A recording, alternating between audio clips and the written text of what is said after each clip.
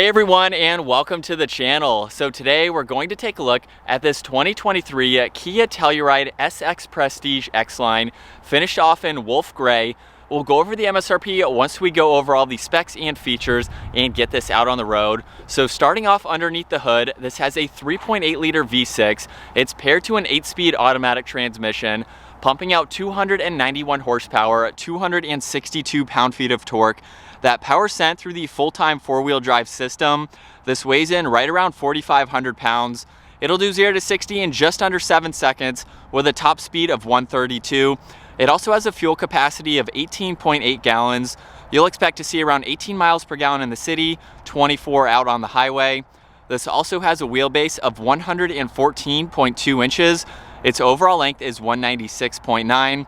It has a width of 78.3, a height of 70.5, and its ground clearance measures in at 8.4 inches. As we move on to the exterior styling now for this Telluride, let's start off with the grille, because for the X-Line package, you get this really nice brush trim for the entire surround for the grille.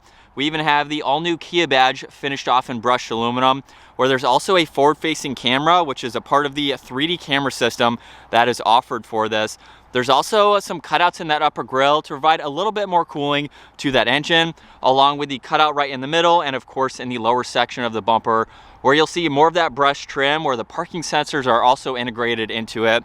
And that trim in the lower section also surrounds the fog lights. They're very nicely integrated into that plastic trim there. There's even more of that brush trim on each side of the bumper, where we do have some functional cutouts to provide even more cooling. And then this has a set of LED headlights, DRLs, and turn signals, which are of course in the upper housing. They have a much different design to them than a traditional headlight housing, being a little bit more in the vertical position, but I think it matches very nicely with this front end. And then there's two lines coming down the hood, just to add a little bit of that aggressive design for this family style SUV. Now, as we work our way to the side, this gets a set of 20-inch wheels, finished off in matte black with that 5 split spoke design to them. It matches nicely with the rest of the black trim. You'll see that for the fender arches. It's in the lower section of that front bumper, even goes down the side skirt, where this has some more of that brush trim just to give it a nice accent. Now this has two-tone for the side mirrors. You'll see more of that wolf gray and then gloss black. There's a camera, integrated turn signal. This even has a full panoramic sunroof. There's gloss black for the roof racks. It's surrounding the window trim too. Just a very nice spec. I know this wolf gray is pretty sought after. It is a nice color and it looks great for this vehicle. Now for the rest of the side design, there's a body line just above the door handles. Really no other lines flowing down the side, but it still has a great look to it. And then last up, this has a body colored spoiler with the integrated third brake light. There's also a camera that is paired to the rear view mirror, which I'll show here later. We have that Kia badge with Telluride finished off in brushed aluminum. Of course, there's the traditional backup camera with all the parking sensors. This has a set of LED taillights. We have more of that brushed aluminum and a little bit of plastic for that lower section. This can also tow up to 5,500 pounds. So the X-Line is right around 5,000, with the X Pro towing up to 5,500 pounds. So that is very impressive for this vehicle. Now this also has remote start, so you can use that button on the back of the key fob. And this is a pretty sweet key fob, finished off in matte black with some of the gray accents for lock and unlock. But it can also use the button on the key fob itself or the button up underneath by the backup camera to open up this power lift gate, where this is a 3-row SUV. So I currently have them folded down at the moment. And you can see if you don't have 3 people in the back seat, you have a lot more storage to place any items that you need to. Now you can also go one step further on this driver's side. If I push on the L, that will fold that second row down. You can of course do that on the passenger side too. So if you need that much larger of a flat surface, you can definitely fit a lot of items. Now also on the driver's side, there's a 12-volt, a little bit of storage. You'll see on this right side here, cup holders for your third row passengers. There's even a USB-C on each side, so that way they can charge electronics. Now what I love about the third row is that they are manual adjusting. You do need to have 2 hands in order to lock this seat and release that trigger to lock it up in that position. But I love that they're manual adjusting and not power operated, because it makes it a lot easier to quickly get these up and fold them back down. And even with the third row up, look at the amount of storage that you have with that up. You would not think from the exterior that this is a 3-row SUV. It just doesn't have that large footprint that most full-size SUVs have that do have a 3rd row. So I love how much room there is, and like you just saw, it is so easy to put those up and down. Now for the power liftgate, I'll just push on that one button and it will automatically close. And we can move on to the seating now. For the interior, it is currently locked at the moment. You can just quickly grab on the front door handles. That will automatically unlock everything. But for the back seats, we get a built-in sunshade.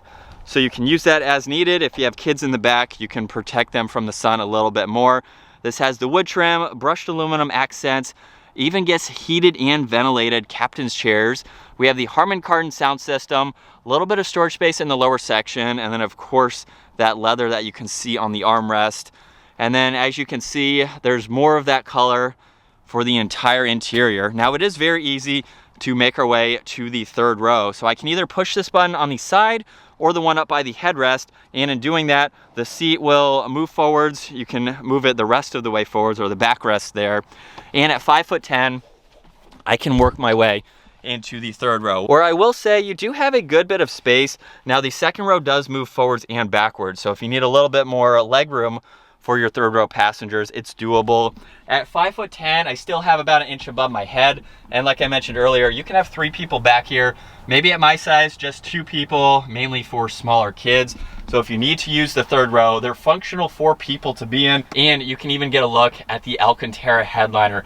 Very, very beautiful touch for this interior. So it's nice for the size that these are actually practical and you're not just stuffed into the back if you need to ride back there. And then from there, I can pop the backrest back, and then I do have to move the seat back the rest of the way to give me a little bit more leg room. So I can just grab on that bar and slide it into its normal position. Now these seats also recline, and like I mentioned earlier, they are captain's chairs. So we have the armrest, and you can just relax in the 2nd row, have your heated or ventilated seat going. It is a comfortable place to be if you're riding around town. Now, like you can see, I have plenty of room for my feet. There's also storage pockets. There's even USB-Cs on each side of the seat, so you can charge electronics. You have a hook there, or you could place your items in that storage pocket.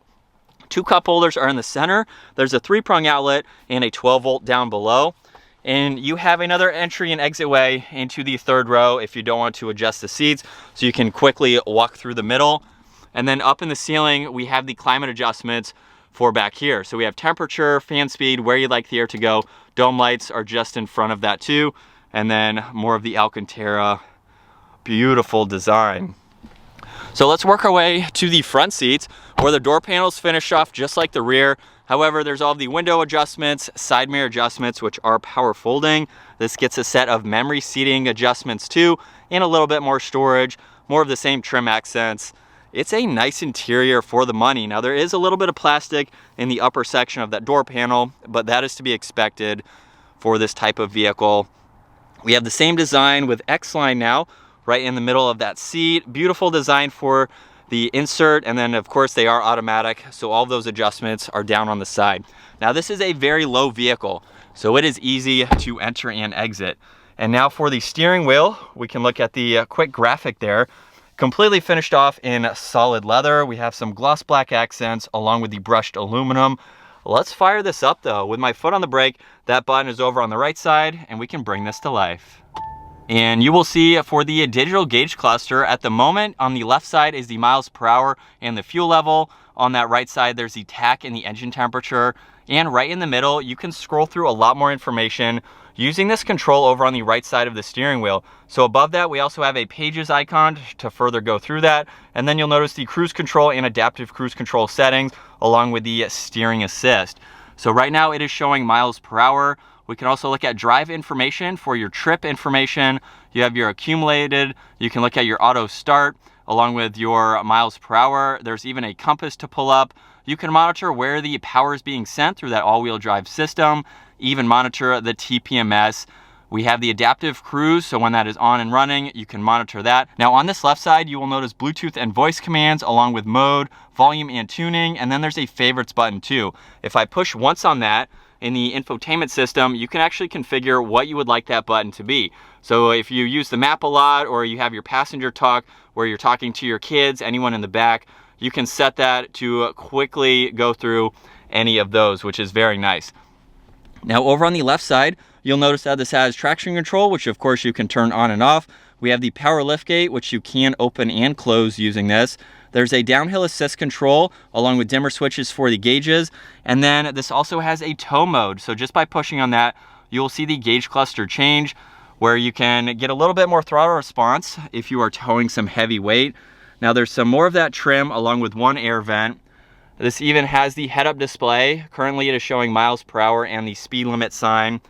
And then coming back to the infotainment system, you'll notice if I go all the way to the calm screen here, you can look at just the date and the time. If you have your audio going, you can also look at your weather, and the navigation is in the background there. Now for more of these icons, we have map, so we can pull that up in full screen so you can monitor all of that information. There's also your phone. Phone projection is how you can pair your phone to this system. We can go to the passenger talk, which is basically speakers that are incorporated into the sound system. And I don't know if that's going to sound awkward for the audio, but basically you can talk to your third row without having to turn around and yell at them. You can hear them just by going through these speakers. Now there's also the rear climates that you can go into, so you can monitor all of that from the front, of course. You can go into your normal climates.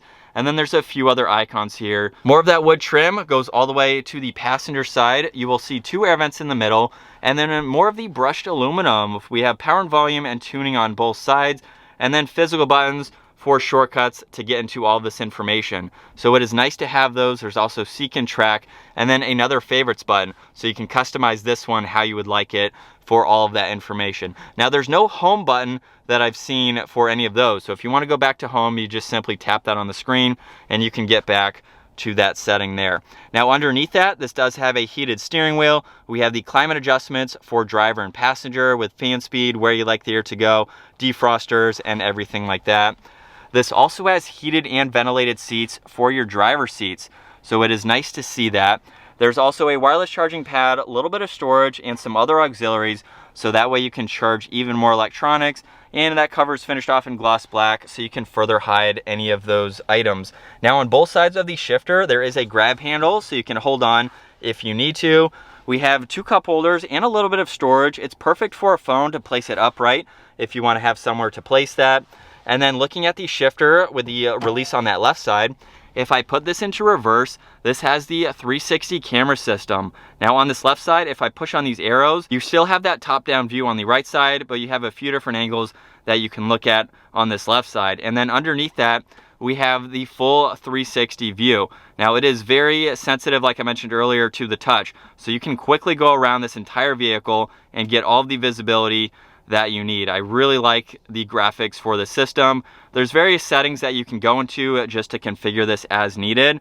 And then in order to look at the forward-facing camera, I'm simply just going to put the vehicle into drive, to where now that changes over on that one side, and now we have a full screen angle for the forward-facing camera. So you even have the side mirrors there, and then of course back to the 360. So you have no shortage of visibility surrounding this entire vehicle. Now you can also pop it over into the manual setting. So if you are towing with your Telluride, you can hold a gear to make it a little bit easier. You also have different driving modes that you can go into. So there's snow, smart, sport, and comfort. And you simply just go through those just by turning this dial. You will also notice that the gauge cluster will change depending on the mode that you're in. So you can see sport, comfort, you have the different driving modes along with the center locking diff. So if you're towing, maybe you have a boat, you're pulling out of the boat ramp, you can lock the center diff so that way all four wheels will spin together so you can get a little bit more traction. This also has the engine start stop. We also have the auto hold with the electronic parking brake. There's the parking sensors, which you can turn on and off. And then a shortcut to the camera system, so you can quickly pull that up. And then you'll notice too, for the center armrest, we have a good amount of storage. There's also a removable tray on the back section, and then a 12 volt down below, so you can charge any additional electronics. And then plenty of room in that glove box for all of that information. Now, like I mentioned earlier, this has a dual pane sunroof. So we have the front passengers with that manual adjustment sunshade. For the rear passenger, since it is so far back, there's actually control up in the middle that you can use to open and close that, which makes it very convenient. We have the sunroof adjustment on this left side. There's dome lights on both sides. This even has a sunglass holder, which is very convenient to have. And we have the rear view camera system. So right now that is the visibility out of the back with one of those third rows up. You can see the headrest kind of blocks that. Now with the camera, all of that is eliminated. It gives you almost a 180-degree view of what's behind you, especially when cars are coming up in traffic. It is nice to have that. Combined with the blind spot monitoring, which this does have, it will actually show you a depiction of the car on the heads-up display too. So you pretty much have no blind spots with all of this technology. As we set off now behind the wheel for this Kia Telluride, the X-Line has an MSRP that starts at $45,000.